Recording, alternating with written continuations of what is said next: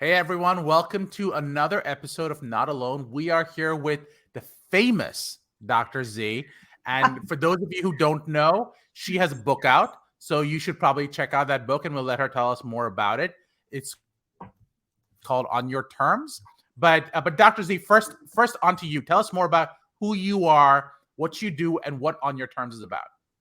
Yes. So first of all, thank you so much for having me on your podcast again. Very, very excited to be here. Who I am, I wouldn't say I'm famous, but I am one of the few, I would say, psychologists that exclusively specializes and focuses working with only transgender and non-binary adults. As a result of only focusing on this particular segment of population, I have accumulated a lot of experience and understanding of gender dysphoria, gender identities, the formation of gender identities, the way gender dysphoria tends to manifest. So that's what I do. And I do have a book out on New Terms, Gender Transition Redefined for Adults, which is a very interesting book because this is not your transgender 101 guide. This is not a book that's going to tell people how to transition, because I don't believe anybody should be telling people how to transition.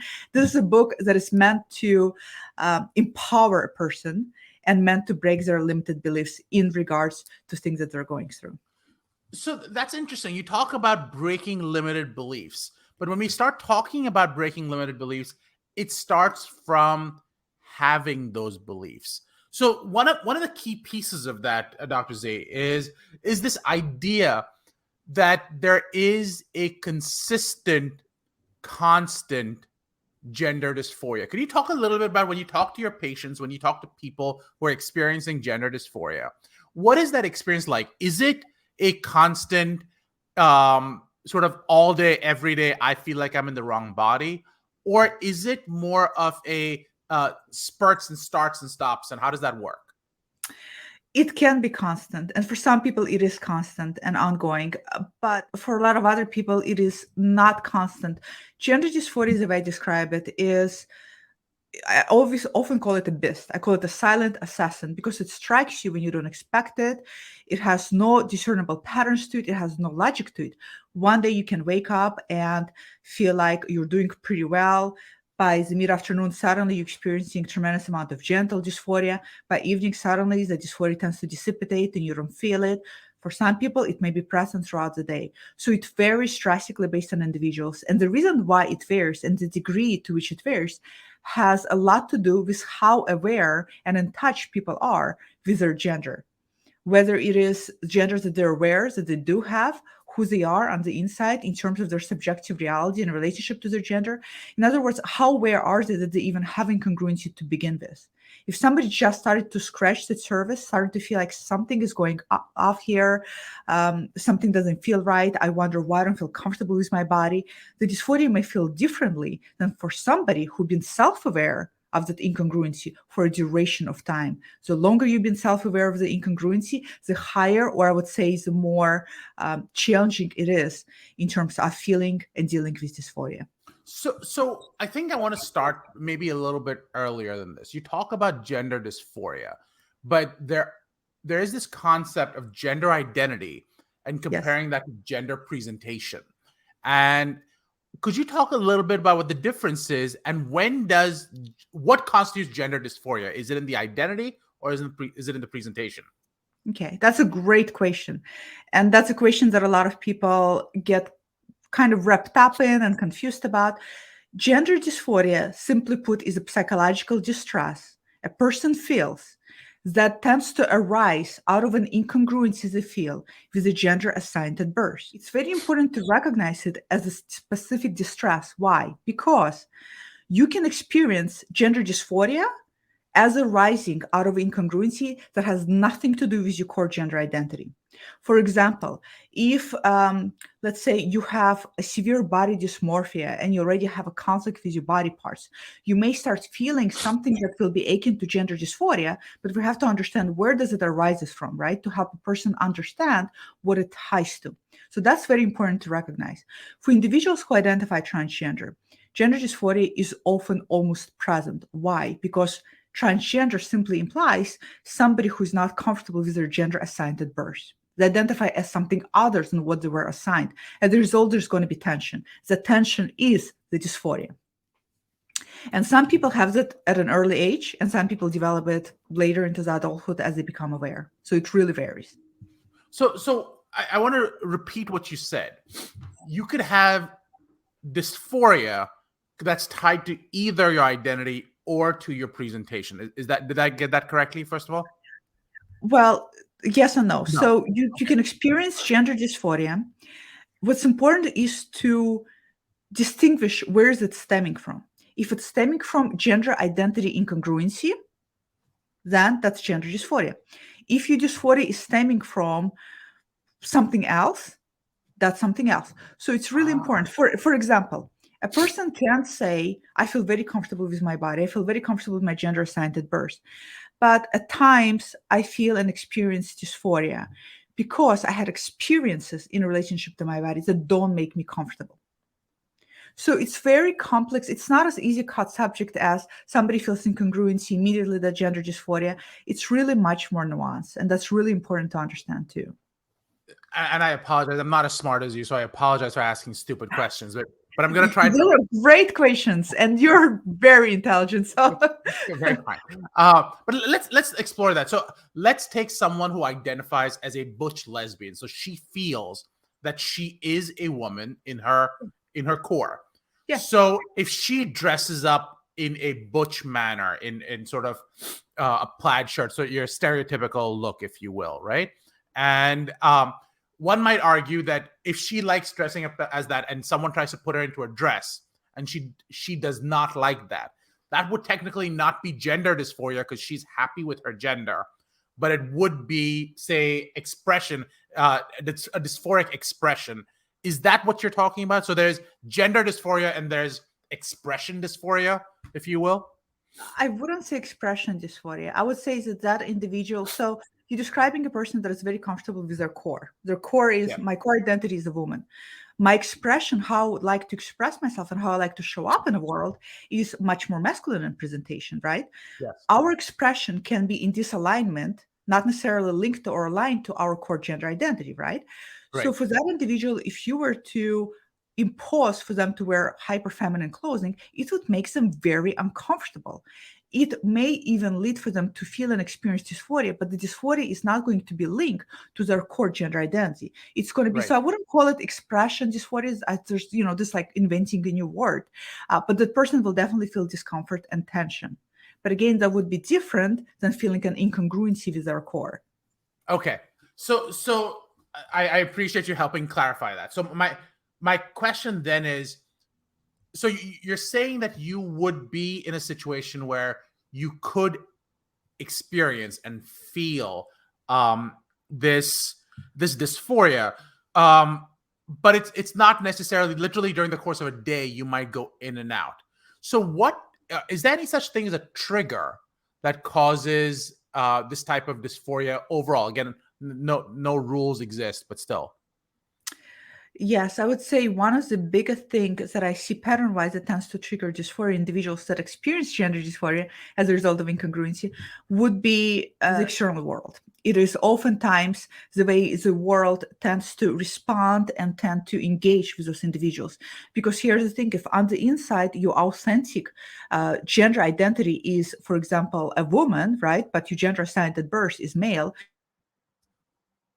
constantly getting referred to based on your gender assigned at birth, that's going to create a lot of tension with your internal self versus the externally how people see you. And as a result, your dysphoria is going to go up. So I would say the external world environment would be one of the biggest factors that causes the increase in dysphoria. So that's an interesting comment. The external world can make you feel dysphoric, but is that an issue of confidence? Can you make someone go, ignore the rest of the world? You don't have to worry about the rest of the world. To say, you be true to you, and therefore you'll be able to make it through. The dysphoria is just in your head. All you need to do is just move past that. How do you respond to people who say that this is how you move past depression? This is how you move past anxiety. This is how you move past dysphoria. What is your thought about that? It's very different from depression and anxiety because those are internal states, right? So when you go out in the world, it's not that the world reflects to you something else. This dysphoria, it's very different. And the biggest key with dysphoria is that literally when you go out in the world reflects to you that the way you see yourself doesn't exist. Every time somebody sees you as something other how you see yourself, that's almost as if your existence is being invalidated. It's a very different type of phenomenon, right? So it's very difficult to boost yourself up with confidence and say, I'm very confident and I know that I'm really a woman and I know who I am, and then go out there and again and again and again, everybody outside in a world invalidates your internal reality. That's, I don't know what kind of psychic strengths one person must have to be able to sustain that. I think confidence is important. Self acceptance is very, very, very important. At the same time, we as human beings don't live in a vacuum. I think if you live off the grid and you only interact with animals that don't gender you, I think, sure, then you can probably feel less of dysphoria. But because we live in this world, and if you think about our world, it's not just that people gender you a particular way. Everything in the world communicates particular gender binaries, right? From the department stores, look at the children department stores, right? Boys, girls, right? Look at the clothing department. I mean, you name it, the billboards, from the visual cues to everything. The world is still non-verbally communicating to you, and your subconsciousness is taking that in, and that's going to affect you on a deeper level. So what you're talking about is the world sort of has this conversation with you, and that is mentally, psychologically exhausting, even if it's never actually a verbal conversation. From your experiences, how have the last 2 years, so 2020, 2021, and 2022, I guess 3 years, affected gender dysphoria? And the reason I'm asking this question is I'm thinking of the fact that you didn't have to go out into the world. The world stopped. Outside stopped. So you did not have Right. to engage with the world in the same way. Did that help a lot of people who are dysphoric, or did that not really have an impact?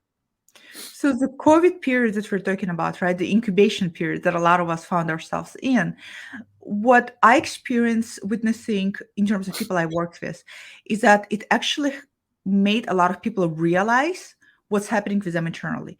Because when you are at home and you shut yourself away from the outside world, you are in a position where you're, in a way, forced to sit with yourself, to then turn that mirror, right, from external world, how the world sees you. Now you're turning that to how you see yourself internally. And now you're sitting there and you're diving deep into yourself, and the feelings are coming up, the thoughts are coming up, and there's no way for you to no longer negate them or to avoid them. So think about the external world. It also helps us to avoid who we are. We wake up, we put on the persona cap. I'm going to go to work today. I'm busy, busy, busy. I'm looking at my calendar. I go, go, go. I come home. I got to take care of my kids. I got to make a dinner, etc., etc., etc. We go to sleep, forget who we are. When all of that stops, the external noise quiets. You have no choice but to then ask yourself, who am I? And especially during COVID, because especially in the beginning of COVID, when we had so many individuals dying as a result of COVID, the mortality became a confrontation for a lot of us. So a lot of people sat with the thought of, if I were to die today, did I really live my life thoroughly? And when you think about it, you start to pay attention to things you stuffed inside and avoided.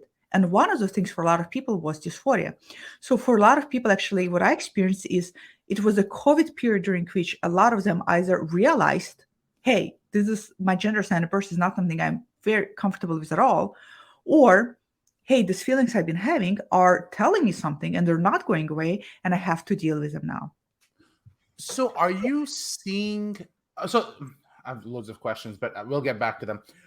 Do you find that introverts, so you're saying this affects extroverts because they're having a conversation with the world, and it affects introverts because they're having a conversation with themselves and have a self-reckoning, if you will.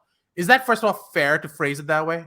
No, No. because Let's try that no, again. no, because I'm not talking about extroverts or introverts. COVID affected everybody, right? Even people who were already tend to have introverted tendency, tend to be more indoors. I'm an introverted person, and COVID affected me because what's happening to the world, even if we're not externally showing up in the world, it's going to affect us psychologically, even on subconscious level. And when something such as pandemic is happening and people are literally dying by thousands, That reality is going to affect us, whether you're introverted or extroverted person. And you will be asking yourself these existential questions, whether you realize it or not.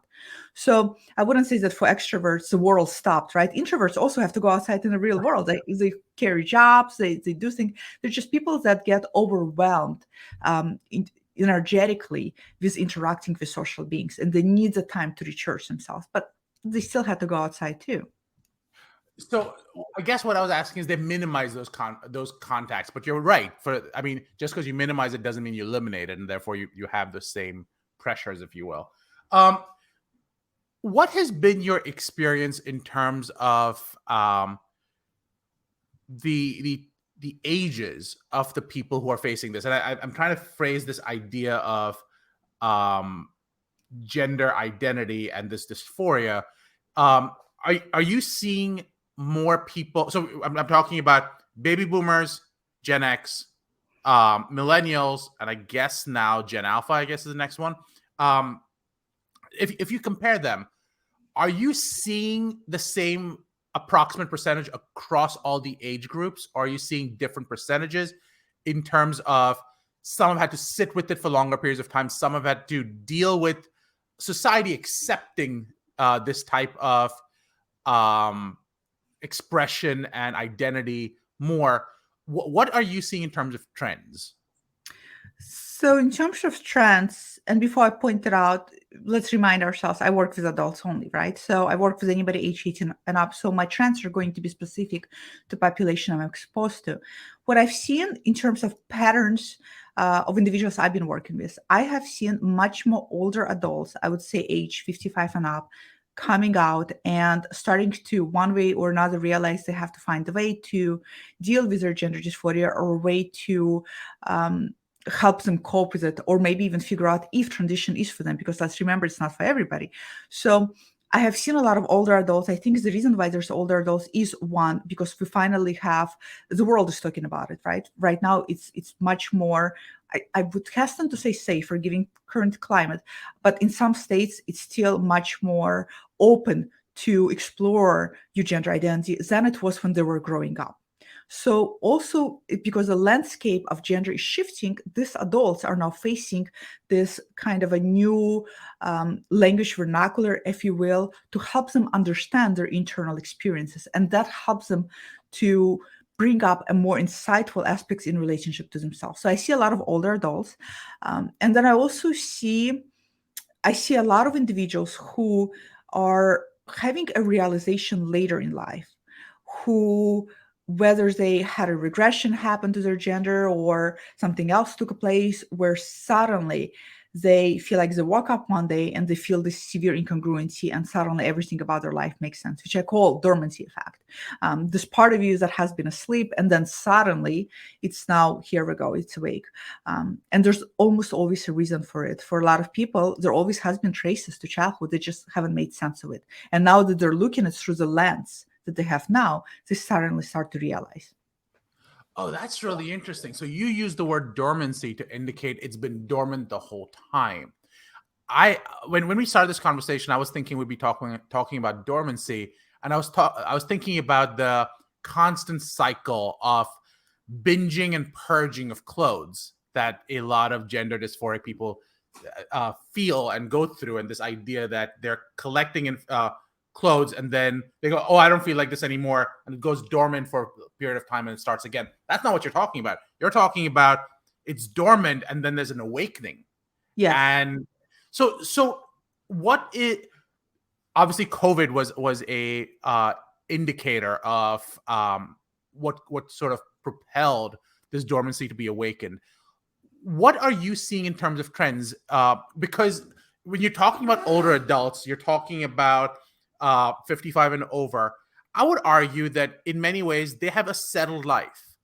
They have to now go in and upset that settled life, have conversations with sometimes their wives, their husbands. They need to have conversations with their kids, with their mom and dad, with business partners. What inspires someone to go from it's been dormant this my whole life, maybe I can ignore it, to I can't ignore it anymore, I have to make changes? I don't know if any of those adults would use the word inspiration, because in my experience, at least, all of those adults, like you said, already have what I call their own ecosystems, which are their lives up to this point lived, right? Yeah. Careers, families, children. And they realize that if they were to do anything about their gender dysphoria, even by coming out, that will have ripple effect across that ecosystem. And there's fear because the adults are not children, right? The adults have capacity to even more understand the consequences and nuances of life and their decisions moving forward. So I wouldn't say inspiration. What I see happens is a person becomes aware, the dormancy is lifted. I would say, the person is awake. And the first things that they do is tremendous amount of fear. They're flooded with fear oftentimes and emotions of, holy shit, what does it mean? What's happening? How could this have been happening to me? I can't believe I wasn't aware of this at this point. Am I losing my mind? All of these things are happening. So it's the first thing to do is usually to settle things down and to really figure out what's going on. Is this actually gender dysphoria in regards to a core gender identity? And if it is, to what extent are you feeling distress? And then it becomes one of those really important questions. Well, what do you want to do about it? And I seen adults who said, you know what, forget it, not worth it at this point in my life. And that is valid. And I respect that. And I will never impose on anybody, you absolutely must become your authentic self. Becoming authentic self can happen in multitude of ways, including having an awareness realization and holding on to that awareness without doing anything externally. So I wouldn't say it's an inspiration. It's just that between the realize and then become more and more aware, the tension either goes exponentially up, and that's what leads them to decide, I can't bear it anymore, or the tension continues to be stable and they say, okay, I can continue to cope with it, or the tension is just by sheer fact that now, aha, I know, I get it, and I understand what's been going on with me, it's kind of tends to decline because they have the understanding. So depending where people fall and what their life is and what their circumstances are and what they would like to do about it, that's a very individualistic thing. So you're taking these older adults who are going through this realization, and they're going to have an impact on it's going to have an impact on their family, it's going to have an impact on the people they talk to. What do you recommend for those conversations that must take place, this dormancy, this awakening that has happened? How do you help these clients navigate the maze of conversations that need to occur as you continue? Because people I've interviewed, people I've spoken to, they talk about the loss they've shared, the friends they've had lifelong, they disappeared, family they cared about Mm, has abandoned them. And on yes. the other hand, at the same time, they talk about new family emerging and they talk about new friends emerging. How do you advise them to deal with the heartbreak and deal with the conversations? One of the ways that I advise people to look at the what you just mentioned may happen and does happen to a lot of people, right? Is to also realize that our lives are like a book chapter, right? And each chapter, sometimes we spend with our loved ones, the next chapter is our close friends. Sometimes some chapters come to an end. It's not good or bad. It just is that our path in this life as those individuals has come to an end. And I think that's a good way to accept it versus harboring any kind of feelings of hurt or anger. Some people just cannot continue on that path of really being with you as you evolve into your authentic self. And some people can. And I think the path of less resistance is just to move forward and to accept that some people are going to fall off. And then you're going to also gain new individuals in your life and a new opportunity in your life. Now, what I find interesting is it's easy to be on this side of the table and go, "Oh, there's going to be a new life, and it's going to be amazing," Yes. and it's like a book chapter. Um, Yeah. and I think those are all true, valid intellectual exercises. But I think from the perspective of the person going through it, I have to imagine the conversation is, I don't want to let go of my old life. How do I do the least damage while continuing to live with my old life? So it's really, I'm smiling, not because it's funny. I'm smiling because we're playing with control. We're playing with control and holding on to something you literally cannot control. You have to live in the now, and you have to cross the bridge when you get to it, right? You cannot now outline, if I do this, if I do this and this and this, it's going to do the least damage. There's no such thing, because nobody can ever have a crystal ball to tell you how things are going to fall. I may feel like, oh, your family is going to be just fine, but it may turn out completely the opposite. You just don't know, because people are complex. And oftentimes when we think we know somebody, we realize we really don't. So what I recommend is, instead of clinging to control and fear and how to minimize the loss as much as possible, let's not think about what we call damage control right now. Let's cross the bridge when we get there. Let's focus on the now. What's important to you right now? Do you right now want to come out to your family? You, not me wanting you to come out to your family, but do you want to come out to your family? Do you feel ready?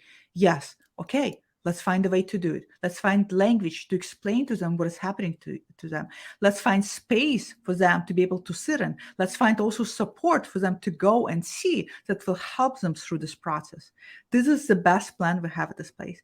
But how they're going to respond or react, we can only deal when we get there. Because assuming and creating assumptions is only going to make one person even more anxious and more fearful.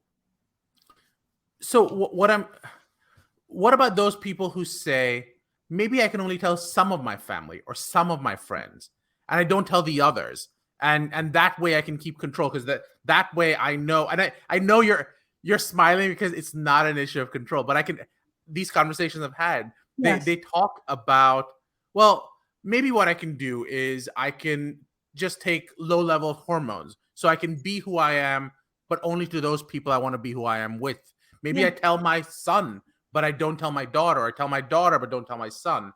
Maybe I can around my daughter, I can be dressed in a dress, but around my son, I wear jeans and a shirt and wear a breast binder, if you will. Um, what do you say to those people who are trying to say, maybe I can live two lives and that'll make me happy? I say that you sure can do that. And I understand the reason to doing that is because we're playing with fear too, right? It's scary. Yeah. It is so scary for this individual. The thought of losing the relationship with their son or their daughter is terrifying. So it is valid to think that, hey, maybe if I can take a little step and gain support and confidence here, that will give me the boost I need to come out over here. And that's fine too. It's my job as a psychologist to understand the mind, right? And to understand how certain coping we employ are going to play out. And it's also my job to point out it's okay to do that. But I want you to know that living a life like that, split, it's almost like your legs are doing, one of those splits, gymnastics too. Your legs is doing split. One split is going to one direction, one is another. Eventually, it's going to crack because you can only hold it for so long. Eventually it's going to pop open. So it's my job to help a person understand that, sure, but I want you to be also mindful that this is not something you can do forever. It's not possible to do something like that forever.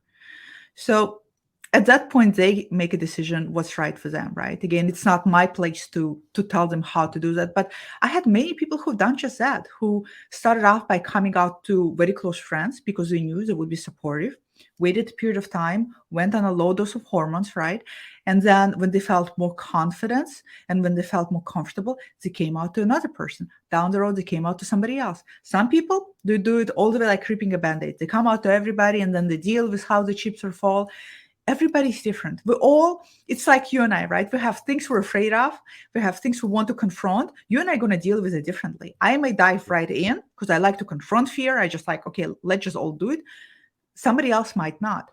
It also depends largely on your personality and your characteristic traits and how you tend to cope with difficult situations. So a lot of things go into it.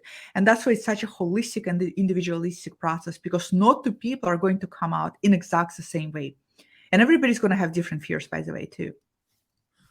Dr. Z, this has been, as always, an incredible conversation.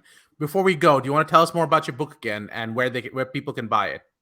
Yes. So my book, thank you for bringing this up, On New Terms, Gender Transition Redefined for Adults, is on Amazon. It's on Kindle version and then obviously in print version. And what I love about this book, again, is that it helps you break down through the limiting beliefs, but it's as if I'm talking to you and as if I am addressing a lot of the fears you and I talked today about in this book. And I challenge a reader to feel more empowered to step into authentic self whenever they feel ready. Dr. Z, thank you again for reaching out. I believe you said the last time you said you can be reached on LinkedIn. Is that accurate? Yes. How can people reach you best? Website drzphd.com. The easiest way to get a hold of me, and all of my information, including my YouTube channel, is on that website. Thank you again, Dr. Z. Thank you so much.